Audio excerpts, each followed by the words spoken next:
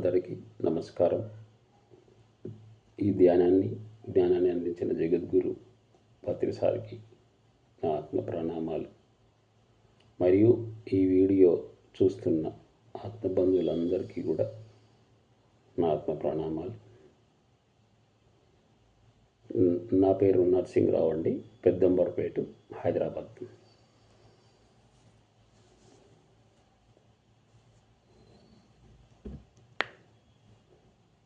మనము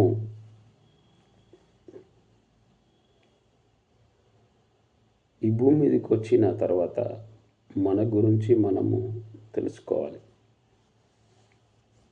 మన గురించి మనం తెలుసుకోవాలంటే శ్వాస మీద ధ్యాస పెట్టి ఆ శ్వాసని గమనిస్తూ ఉంటే ఆలోచనలు వస్తుంటాయి. ఆలోచనలను కట్ చేసి శ్వాసను గమనించండి. అది చేయగా మీ ఆలోచనలు తగ్గిపోతాయి. రానివ్వండి, ఎందుకంటే పుట్టినప్పటి నుంచి వచ్చిన ఆలోచనలు ఒకేసారి ఏమి రావు. కళ్ళు తెరవకుండా కూర్చోండి. అలా నువ్వు చేస్తూ ఉంటే ఆలోచనలు తగ్గి మన జీవితాన్ని ఆనందంగా జీవించడానికి మంచి అవకాశం ఉంది. కాబట్టి ఎవరికి వారు, అంటే బుద్ధుడు ఒక మాట చెప్పాడు, ఆపో దీపో భవ. అంటే మన దీపాన్ని మనమే చక్కగా పెట్టుకోవాలి, మన దీపాన్ని మనమే వెలిగించుకోవాలి, మన దీపంలో మన నూనె మనమే పోసుకోవాలి. ఎవరు పోయారు? నీ దీపంలో నూనె నువ్వే పోయాలి.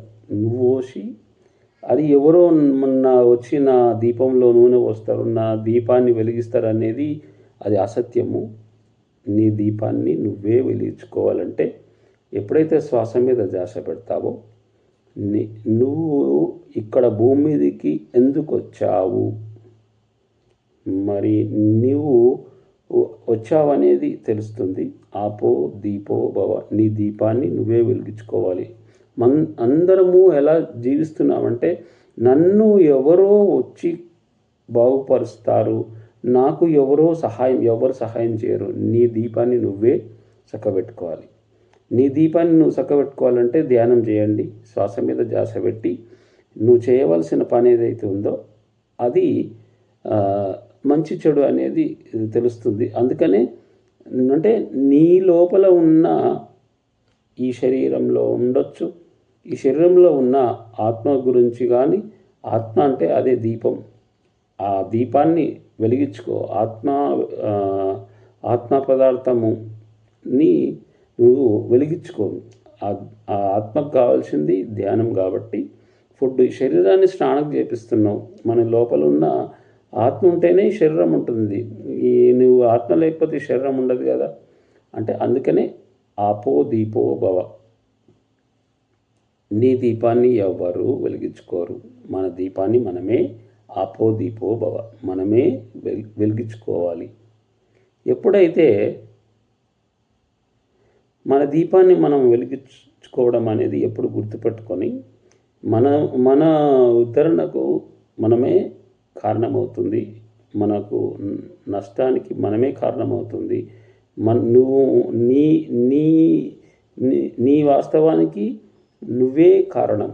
ఎందుకంటే ఈ భూమి మీదకి రాకముందు మనము మన కథంతా మనమే రాసుకొని ఈ భూమి మీదకి వస్తాం. వచ్చి మర్చిపోతాం. గురువు వచ్చే వరకు తెలియదు. కాబట్టి ఎప్పుడైతే గురువు వస్తాడో మనకు టచ్ చేసినప్పుడు మనవన్నీ గత జన్మలవన్నీ గుర్తుకొస్తాయి. అవి ఎప్పుడు గుర్తుకొస్తాయి? ఎప్పుడైతే శ్వాస మీద ధ్యాస పెట్టి మన దీపాన్ని మనం ఎప్పుడైతే వెలిగించడం స్టార్ట్ చేస్తామో, మరి రోజు ఆ ధ్యానం అనేది దీపాన్ని వెలిగించుకుంటూ మనం అవన్నీ మరి మనం వచ్చిన పని అది కాదు. మనం చేయవలసిన పని అయితే ఏదైతే ఉందో, చేయవలసింది చేస్తే రావాల్సింది వస్తుంది, చేయవలసింది చేస్తే రావాల్సింది వస్తుంది అనే విషయం కూడా మనకు తెలుస్తుంది. కాబట్టి మీరు ఎవరైనా సరే నీ దీపాన్ని ఆపో దీపో భవ, ఇది బుద్ధుడు చెప్పినది.